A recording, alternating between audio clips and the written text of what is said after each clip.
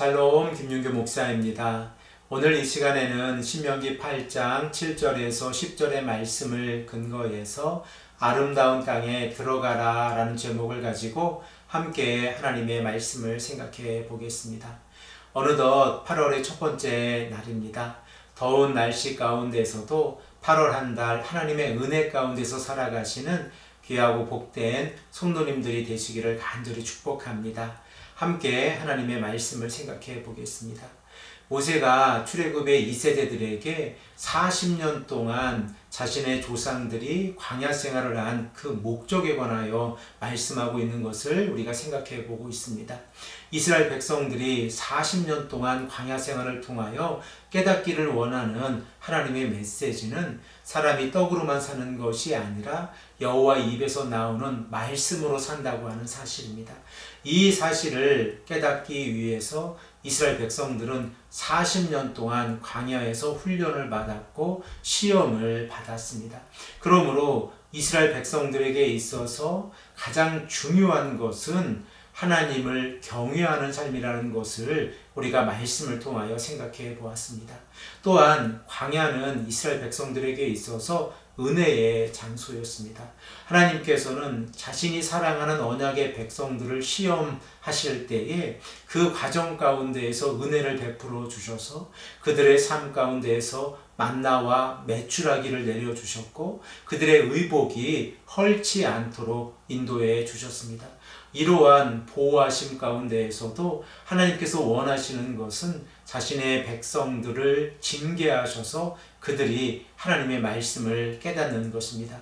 이렇게 하나님의 말씀을 깨닫고 약속의 땅으로 들어가게 되어졌을 때에 가나안 땅은 축복의 땅이라는 것을 우리가 오늘 본문 말씀을 통하여 생각해 볼 수 있습니다.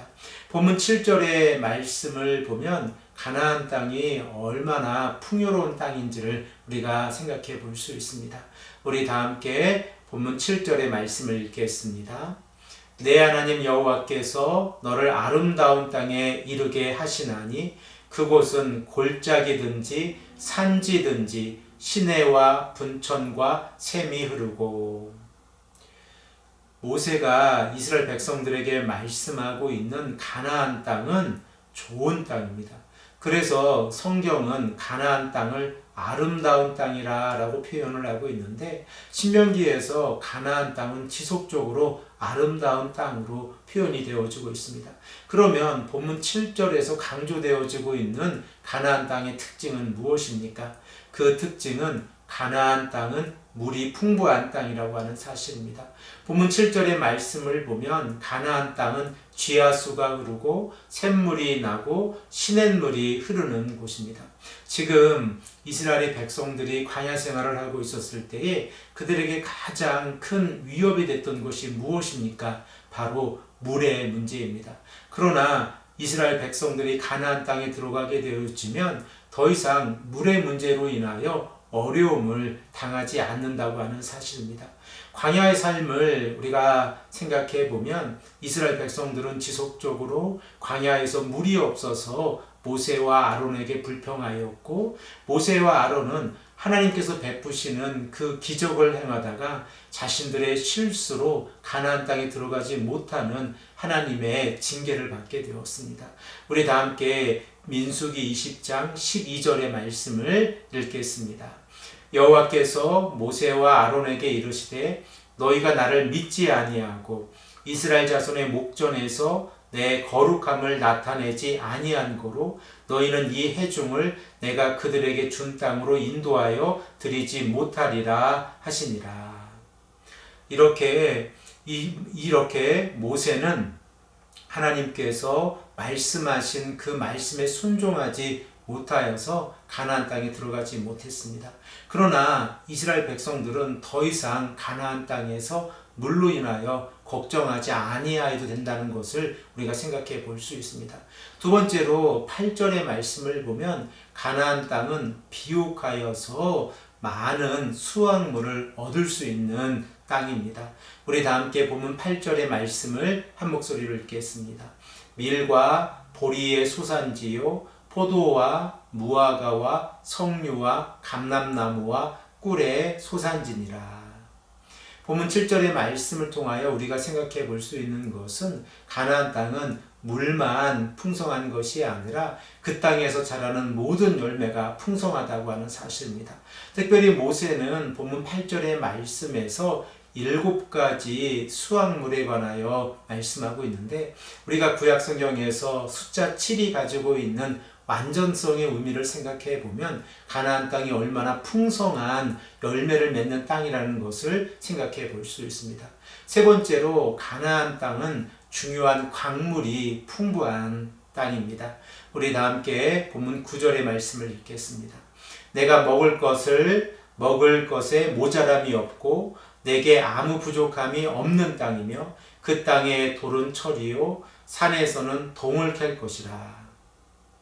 이스라엘 백성들이 가나안 땅에 들어갔을 때 그들은 물이 많고 농산물이 풍부하고 지하자원이 풍부한 그 땅에서 살아가게 될 것입니다. 그러므로 하나님께서는 이스라엘 백성들로 하여금 찬송하는 삶을 살아가게 하십니다. 우리 다 함께 본문 10절의 말씀을 읽겠습니다. 내가 먹어서 배부르고 내 하나님 여호와께서 옥토를 내게 주셨으므로 말미암아 그를 찬송하리라. 언약의 백성들이 가나안 땅에서 하나님께서 주신 그 풍요로운 삶을 누리며 살아갈 때에 그들의 입술 가운데에서는 찬송을 하게 될 것입니다. 사랑하는 성도 여러분, 우리들의 삶은 어떠합니까? 우리는 이 땅에서 아름답고 행복한 삶을 살아가고 있습니다. 그런데 만일 우리들의 입술 가운데에서 불평이 있고 하나님 앞에서 감사하지 못하고 있다고 하면 우리들의 삶을 되돌아보아야 합니다. 하나님께서 우리에게 요구하시는 삶은 하나님을 찬송하고 하나님을 영화롭게 하는 삶입니다. 이러한 삶을 통하여 우리는 하나님께 가까이 나아갈 수 있습니다. 이스라엘 백성들이 40년의 광야 생활을 할 때에 그들은 어렵고 힘든 삶을 살아가고 있었습니다. 그러나 이제 이스라엘 백성들이 가나안 땅에 들어가게 되어지면 그들은 그 땅의 풍요로움 가운데에서 여호와 하나님을 찬송하는 삶을 살아가게 될 것입니다. 이러한 복이 우리들의 삶 가운데에서도 가득 넘치기를 소망합니다. 우리가 하나님 앞에서 은혜를 받았는데 그 은혜 가운데에서 하나님을 찬송하고 하나님을 가까이 하시는 귀하고 복된 성도님들이 되시기를 간절히 축복합니다. 함께 기도드리겠습니다. 아버지 하나님 감사합니다. 오늘도 우리에게 말씀해 주셔서 가나안 땅이 얼마나 풍성한 땅인지를 깨닫게 하시고 하나님을 찬송하는 삶을 살아가는 것이 얼마나 큰 은혜인지를 깨닫게 하시니 감사합니다. 아버지 하나님, 우리의 삶 가운데에서도 하나님께서 허락해 주신 은혜 가운데에서 찬송하는 삶을 살아갈 수 있도록 인도하여 주시옵소서. 감사드리며 사랑이 많으신 예수 그리스도의 이름으로 간절히 기도드립니다. 아멘.